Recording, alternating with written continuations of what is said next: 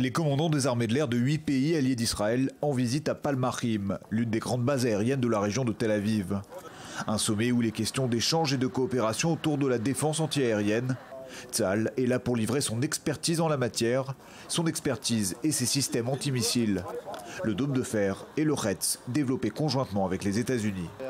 Ces derniers temps, les systèmes antimissiles israéliens ont fait leurs preuves sur différents théâtres d'opération.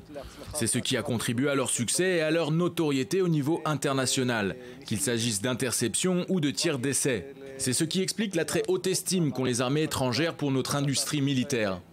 Contrairement à ce que suggère cette séance photo réalisée dans une atmosphère plutôt bon enfant, la plupart de ces hauts gradés occidentaux ont tenu à rester discrets sur leur présence en Israël. Plus bavard que ses collègues européens ou américains, ce général allemand, qui n'a pas oublié que son pays Israël vienne de fêter leur noce d'or, 50 ans de relations diplomatiques, mais aussi militaires. Israël, malheureusement, doit faire face à une vraie menace au quotidien.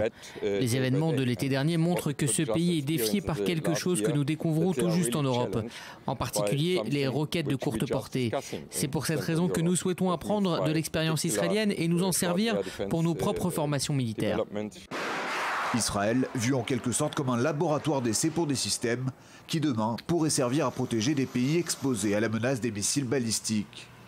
Une certitude, la guerre sert aussi de marché aux technologies de pointe, made in Israël.